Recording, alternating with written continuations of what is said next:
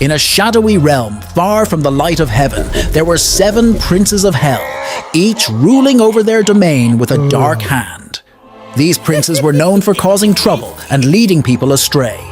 The first prince was Lucifer, the embodiment of pride. He resided in a grand castle with walls made entirely of mirrors, so he could always admire himself.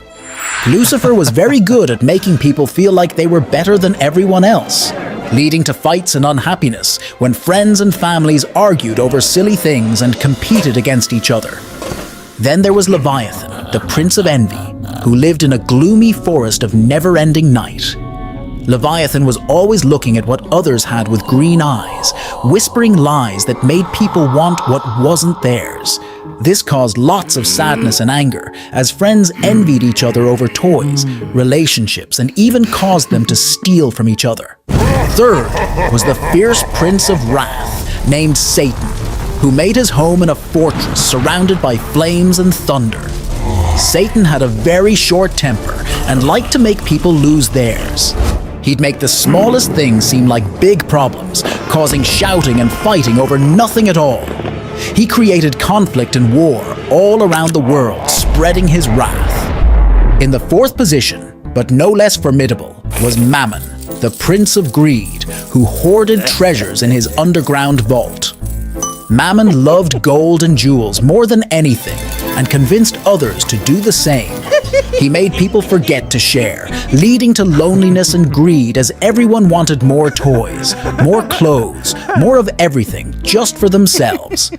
The 5th prince was Belphegor, known for his sloth and laziness. Belphegor preferred to lounge in a dim, cozy cave, doing as little as possible. He was very persuasive, making everyday tasks seem too hard and naps too tempting. This led to chores undone and homework forgotten, as everyone felt too lazy to do their part. 6th, there was Beelzebub, the prince of gluttony, who had a palace made entirely of candies and sweets. Beelzebub could never stop eating, and neither could those he influenced. He led people to eat too much, causing bad health, wasting food and forgetting the importance of sharing meals and moments together. Lastly, there was Asmodeus, the prince of lust, who lived in a mist of sweet perfumes and tempting whispers. Asmodeus made people chase after their desires without thinking of the consequences, leading to broken friendships and hurt feelings as people forgot to care for each other's hearts. One day, a bright light shone in this dark realm, bringing a message of hope and love. A heavenly savior named Jesus Christ challenged the princes by teaching the people about kindness, patience, and generosity. Little by little, the people started to see the prince's tricks for what they were. They learned to be happy with what they had, to calm their anger, to share their riches, to complete their tasks, to enjoy food in moderation, and to love one another truly. As this happened, the influence of the 7 princes of hell became weak and started to wane. Jesus filled the world with light and love. Because of him, people were freed from bad habits and found happiness in loving each other and God, bringing the kingdom of heaven. When Moses, who grew up in Egypt as a prince, returned from exile, he confronted Pharaoh with a very important command from God: "Let my people go." But Pharaoh, who was very stubborn, said no. He didn't care that the Israelites were suffering and wanted to be free. So God sent 10 plagues to Egypt. The first plague was really strange. The Nile River, where all the water came from, turned into blood. The water became red and thick. It smelled really bad and all the fish died. People couldn't drink or use the water. It was a big problem for everyone. But Pharaoh didn't change his mind. Then, God sent a plague of frogs. They came from the river and were everywhere. In houses, beds, and even in the food. The noise from all the frogs was super loud, but Pharaoh still didn't listen. After the frogs, God sent a plague of lice. They were everywhere, crawling into hair and onto skin. They made everyone itchy, even the animals. It was really uncomfortable. People tried to get rid of them, but it was impossible. Even in this discomfort, Pharaoh's mind was still not changed. Then the fourth plague hit, and wild animals started showing up everywhere. They went into people's houses and walked around the streets, making everything scary and messy. Lots of animals took over, making it unsafe to go outside. Everywhere was filled with the noise of these wild animals. But even with all this trouble, Pharaoh still wouldn't change his mind. The fifth plague was very sad. A sickness hit all the animals like cows, sheep, and horses. They got so sick that they died. This was a big problem for the Egyptians, who needed these animals. People were very sad, but Pharaoh was still as stubborn as before. The sixth plague was painful boils. Really bad sores that popped up on everyone's skin. It hurt a lot, made people very uncomfortable, and made it hard to move. It was a constant reminder of the ongoing plagues. Even with all this pain, Pharaoh's heart was still hard. Next, God sent the seventh plague, a huge hailstorm. This wasn't just regular hail, it was big chunks of ice mixed with fire falling from the sky.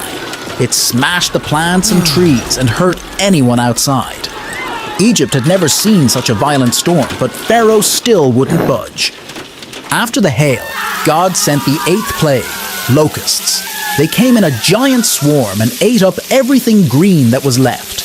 The fields, the trees, all the plants, everything got eaten up. The sky was black with locusts, but Pharaoh was still stubborn and would not change his mind. Then the ninth plague came, darkness.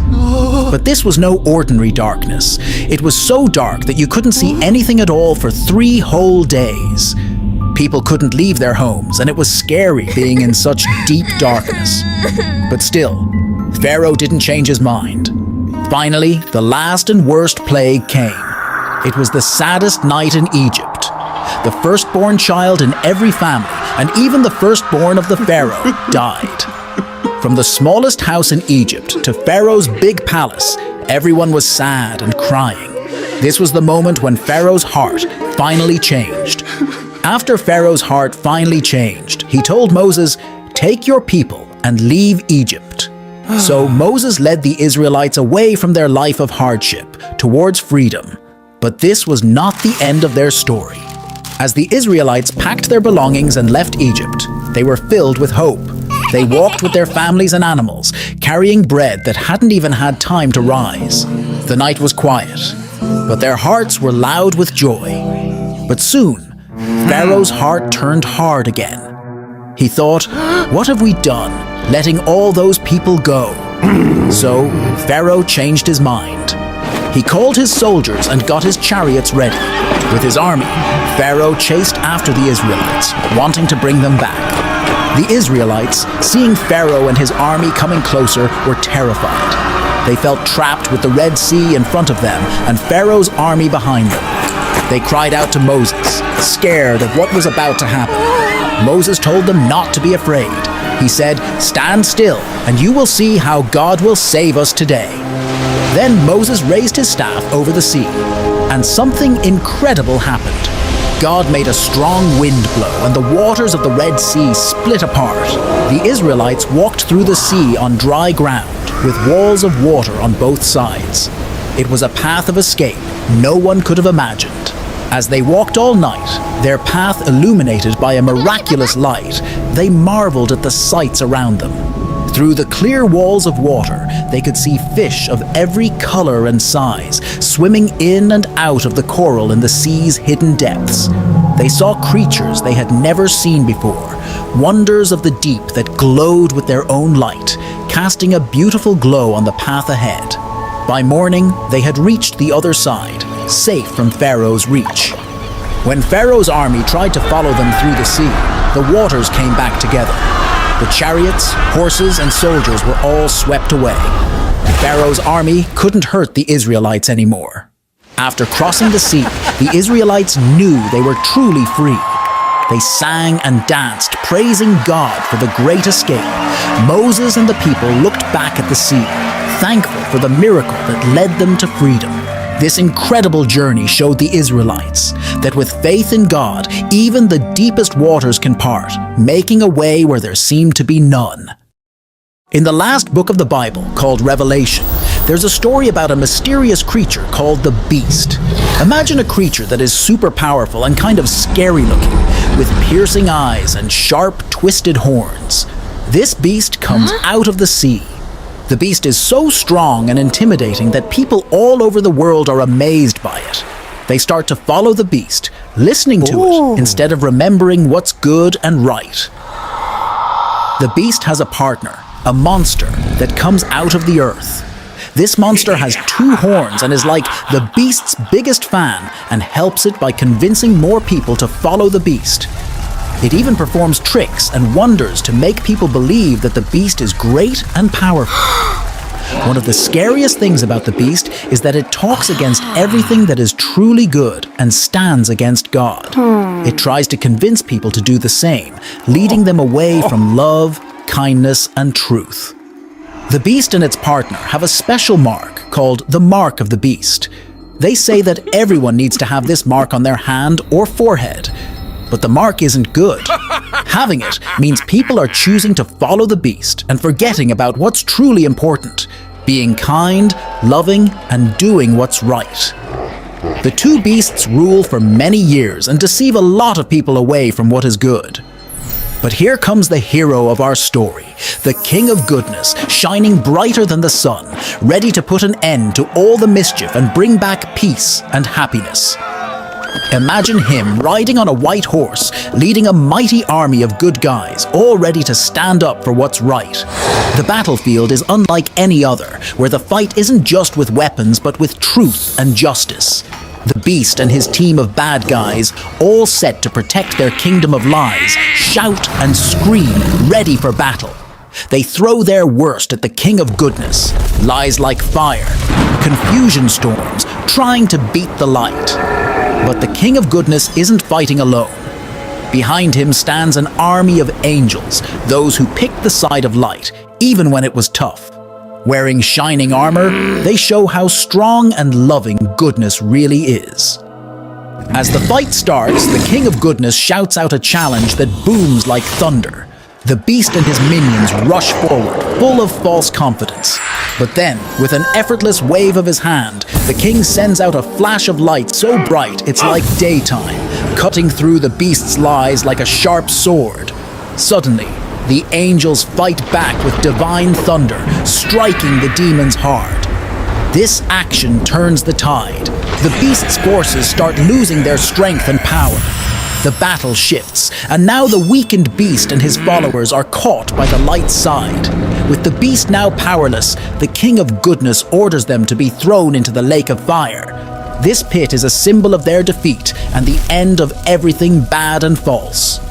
As the beasts are hurled into the lake, their roars of defiance turn to cries of defeat. The fire consumes their power, ensuring they can no longer harm or deceive. The sky clears, and a new dawn breaks, symbolizing the victory of good over evil, truth over lies. This moment marks not just the end of the beasts, but the beginning of a new era of peace, love, and truth. It's a vivid reminder that in the end, goodness prevails, and those who stand for what's right, even in the face of great evil, will see a new world where happiness and love reign forever. Long ago, before the world as we know it existed, there was a beautiful angel named Lucifer. He was one of God's most magnificent creations. In heaven, Lucifer was known for his brilliance and beauty. He was adorned with precious stones, and his appearance was radiant, reflecting the glorious light of God. Lucifer was not just any angel, he was among the highest ranking, possessing great wisdom and power. He was a leader of worship and was deeply admired in heaven. His role was to bring glory to God through music and praise. However, something changed in Lucifer. Despite his high position and the honor given to him, he became proud. His heart was filled with vanity and greed for more power. He started to think that he should be as important as God. Lucifer wanted to be worshipped like God was, and this desire led him down a dangerous path. Lucifer's pride turned into rebellion. He convinced a third of the angels in heaven to join him, to turn against God and try to overthrow him. This was the first ever rebellion in heaven. Lucifer and his followers wanted to take control, believing they could rule better than God. But God, in his power and justice, could not allow this rebellion to succeed. There was a great battle in heaven. Michael, another powerful archangel, led God's angels against Lucifer and his followers.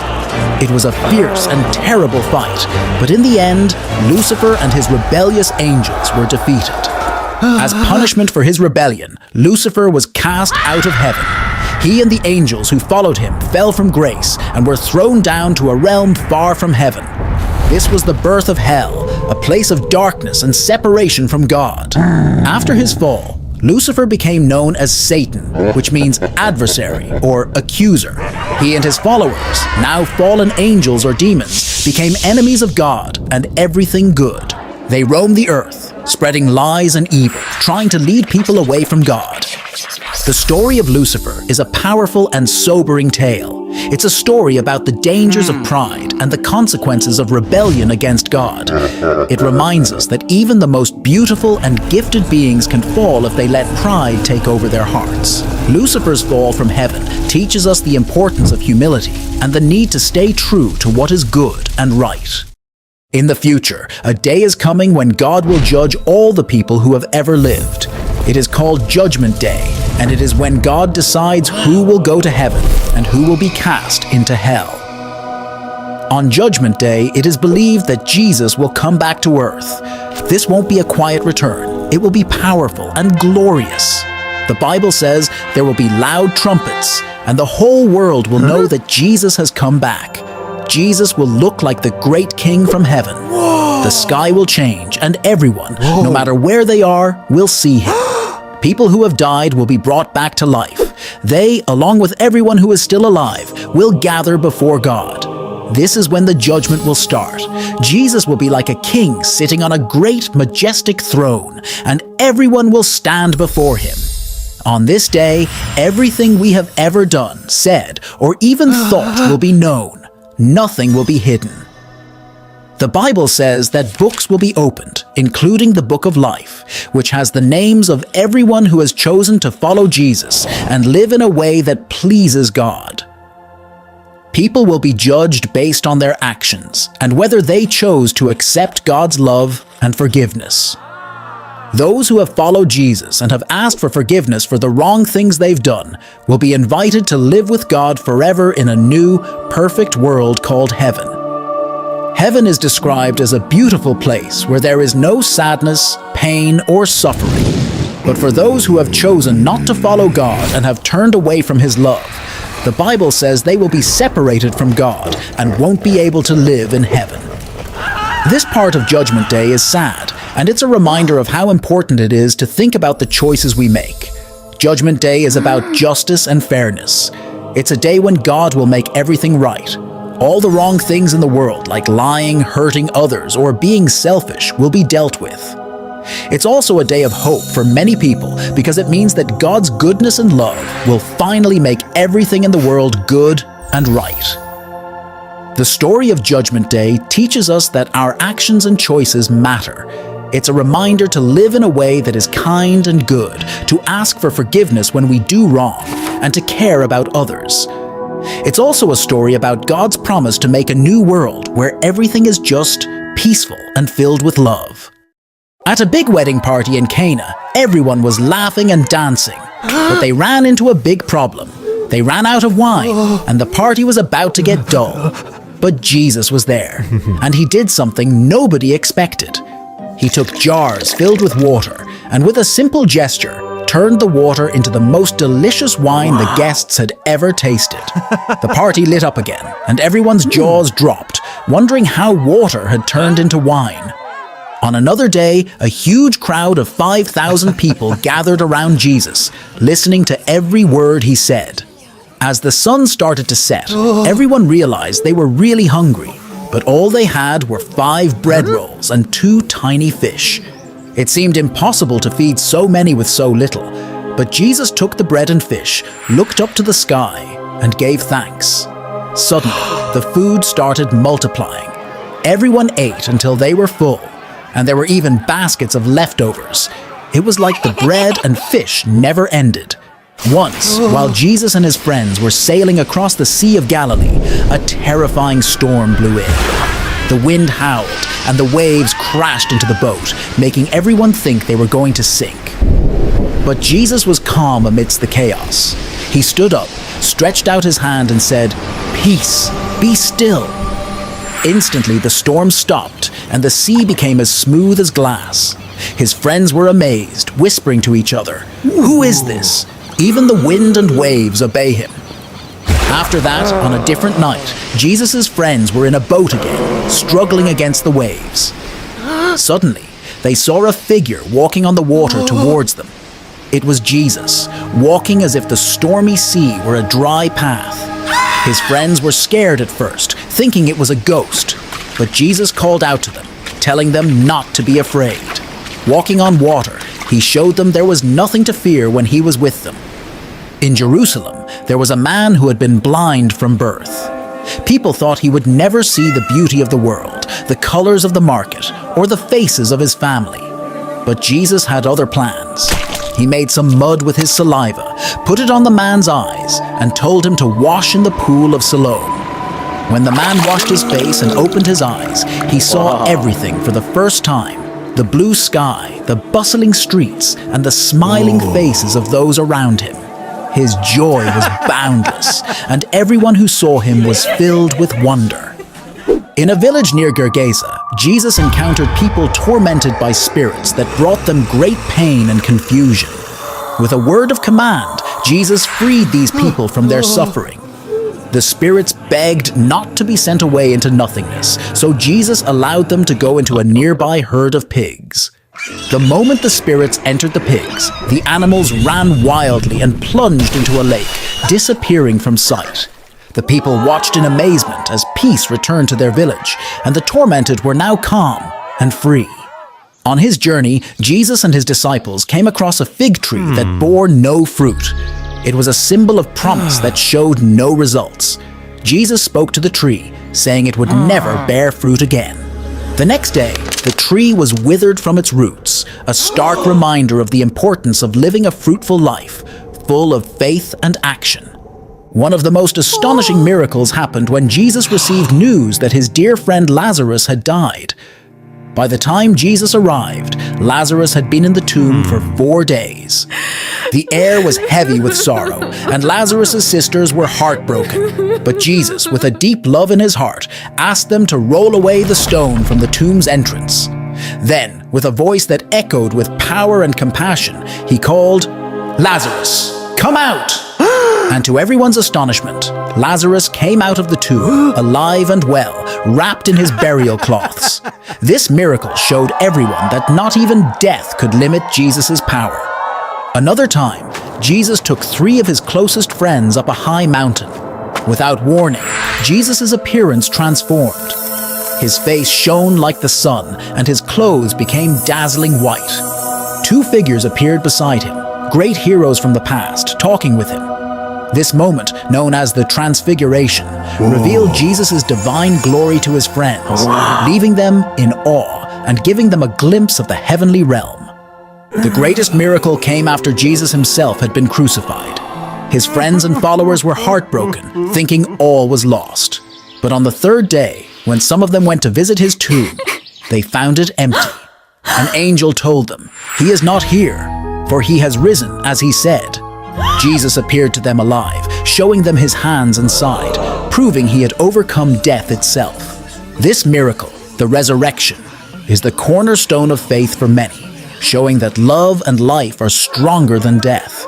Through these miracles, Jesus taught lessons of hope, love, and the promise of new beginnings. He showed that with faith, nothing is impossible, and that there's always a light in the darkness, ready to lead us into a future filled with wonder. A long time ago, there was a man named John who lived on an island called Patmos. One day, something incredible happened. God gave him a vision, a special dream, to show him what the future holds. John's vision transported him into a heavenly throne room, more beautiful and majestic than anything on earth. It was filled with brilliant lights and colors, and creatures unlike any he had seen before. Right there in the center of it all was Jesus. The vision showed Jesus approaching a mysterious book sealed with 7 seals. This book contained the secrets of the future, and only Jesus was worthy to open it and reveal its contents to John. The first 4 seals were represented by the 4 Horsemen: conquest, war, famine, and lastly, death. As the first seal opened, Conquest came riding on a magnificent white horse. He had a crown because he was all about winning, but not by fighting. He had a bow and wanted to fill the world with peace and truth. Yet, his path was not without resistance. As he rode forward, he found that not every heart was ready to be won. Conquest's journey was a vision of the struggle between light and darkness in the world.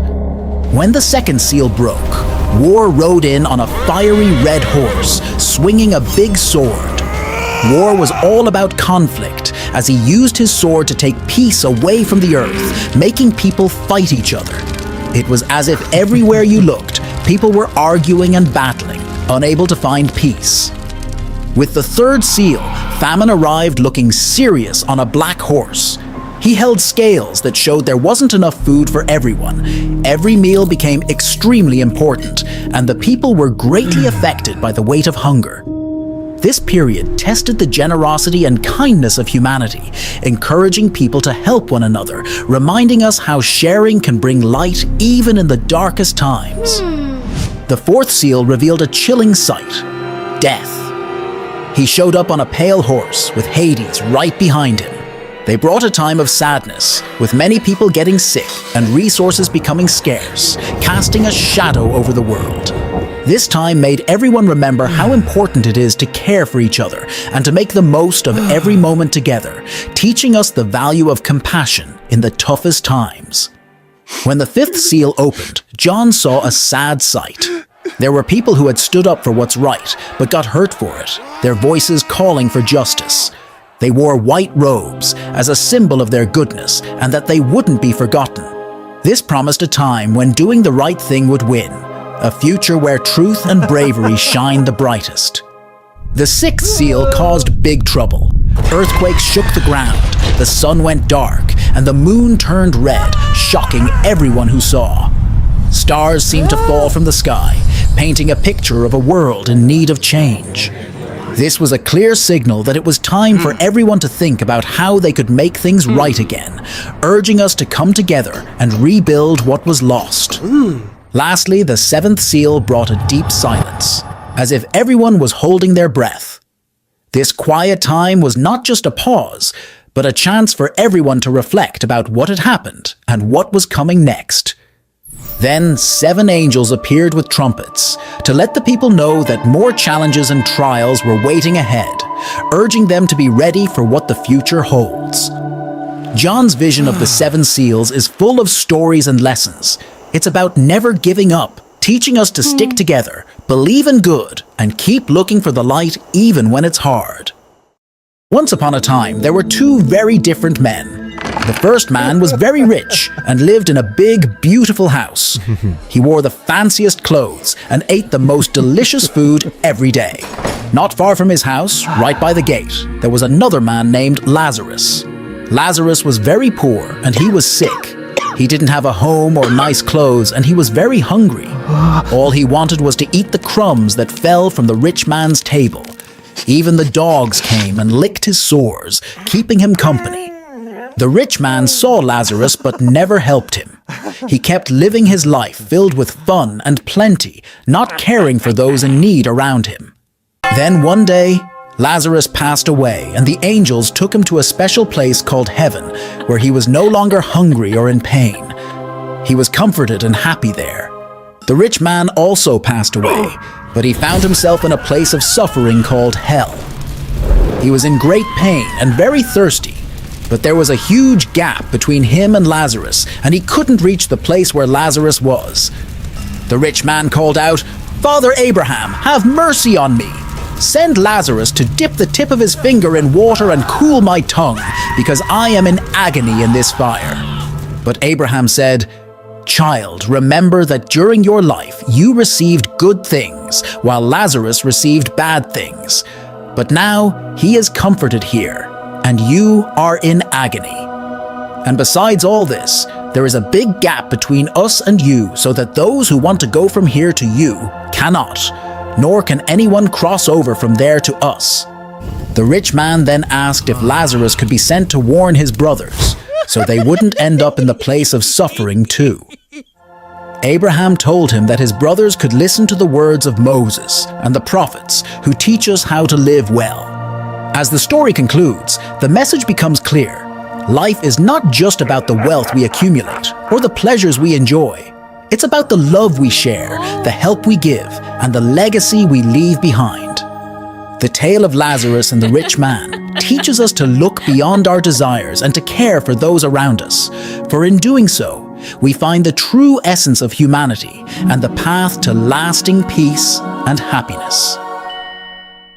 In the realm beyond the clouds, in a city called Heaven, there lived countless angels, each with their unique roles and duties, all coexisting in perfect harmony and peace.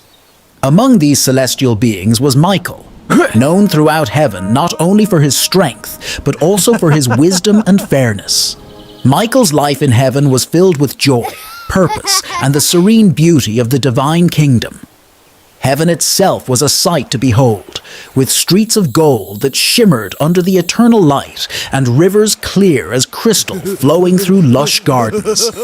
Flowers that never wilted and trees laden with fruit that sparkled like jewels adorned this paradise. Michael spent his days overseeing the protection of heaven's gates and ensuring peace among its inhabitants. He was a leader among the archangels, respected and loved by all for his dedication to God's will and his compassion for every being, great or small. His interactions were often with the other archangels, discussing matters of the spirit and the well-being of both heaven and the world below. They would gather in the council hall, a magnificent structure that reflected the glory of creation, where they shared wisdom and offered praises to God. Despite his responsibilities, Michael found time to enjoy the wonders of heaven. He would wander through the gardens, sometimes alone, contemplating the mysteries of the universe, or sometimes accompanied by fellow angels, sharing stories of creation and the joy of serving the Almighty. The peace of heaven was profound, a peace that transcended understanding. It was a place where no shadow could exist, where every heart was filled with love, and every soul was in perfect communion with God. This was Michael's home, a haven of goodness and light, a testament to the beauty and perfection of divine love. But peace would not last forever. There was one angel named Lucifer, who was very beautiful and shone like the morning star. However, Lucifer's heart grew dark with pride. He wanted to be above everyone, even God. This led to a great sadness in heaven, for such thoughts were against the love and unity that held it together. One day, Lucifer decided to rebel against God. He convinced a third of the angels to join him, promising them freedom and power. But this was a grave mistake, for no one could stand against the love and might of God. When Michael learned of Lucifer's rebellion, he knew he had to act fast to protect heaven and its peace. God gave Michael the task of leading the loyal angels against Lucifer and his followers. It was going to be a battle unlike any other, a battle between light and darkness, right in the heart of heaven. The day of the battle arrived. The sky above heaven was filled with the sounds of clashing swords and the bright flashes of armor. Michael, with his sword of pure light, led the charge against Lucifer. The battle was fierce, with Michael and his angels moving quickly, dodging dark flames and countering attacks with bursts of brilliant light. Lucifer, with his own powerful sword, fought back with all his might. Around them, the sky turned into a canvas of chaos, painted with streaks of light and shadow as the angels fought. Both forces suffered great losses. A battle like this had never happened in heaven before, and Lucifer's forces used dark power to their advantage. Despite Lucifer's strength, Michael's determination and faith were unbreakable. With a mighty shout, Michael called upon the power of good, and his sword shone even brighter. In a decisive moment, he struck at Lucifer. The impact was tremendous. Lucifer, unable to withstand the power of Michael's faith and the unity of the loyal angels, was defeated. Lucifer and his followers were cast out of heaven, falling like meteors far away from the light. Michael and his angels stood victorious, but their hearts were heavy for the loss of their brothers. Peace returned to heaven, yet the battle was a reminder of the importance of humility and loyalty. From then on, Michael was celebrated as the protector of heaven, a true hero who stood firm in the face of darkness. His bravery and faith had saved the realm of light, ensuring that love and unity would reign forevermore. And so, the story of Michael's battle with Lucifer became a legend, teaching all about the power of goodness and the dangers of pride. One day, Paul was praying when suddenly a whirlwind of light appeared to him. In the blink of an eye, Paul found himself floating up into the sky, higher and higher, past the clouds, and into a place like no other. He landed softly on ground, made of clouds that sparkled like diamonds. This was no ordinary place. This was heaven. Paul looked around in wonder. The first thing he noticed was the music. It was as if every beautiful sound he had ever heard was being played all at once by angels. They had wings that glowed, and their music made the air dance with colors. Then Paul saw something amazing. Animals he had never seen before. There were lions with wings, talking to peacocks with silver feathers, and gentle giants that could float. Everywhere he looked, there were creatures full of joy and peace. Wow. In front of Paul, there was a path with holy light leading to a magnificent palace. The palace was made of a crystal so clear you could see the rainbow inside it. As Paul walked, flowers along the path bloomed just for him. Suddenly, in front of the palace, Paul saw a figure so bright he could hardly see. It was Jesus, surrounded by a dazzling light. Jesus smiled at Paul, and his heart filled with a happiness he had never known. Jesus didn't speak with words, but Paul could understand everything he wanted to say. It was as if love itself was talking, telling him secrets about joy and peace. Jesus showed Paul a river that sparkled with life. The water was not just blue, it was alive with every color Paul could imagine. Along the riverbank there was a tree that bore 12 kinds of fruits, one for each month, and its leaves could heal anything. Paul wanted to stay forever, but his visit had come to an end. The whirlwind of light gently carried him back down to earth. He landed back where he started, filled with incredible joy and peace. He knew he had been given a glimpse of heaven to share hope with everyone, to tell them about the amazing love and wonderful place that awaits those who believe. Paul could hardly find the words to describe what he saw and felt, but he tried his best, telling everyone about the music, the animals, the river of life, and most importantly, the endless love of Jesus Christ. And even though it was hard for people to understand everything, they could see the truth in Paul's eyes and the love in his heart.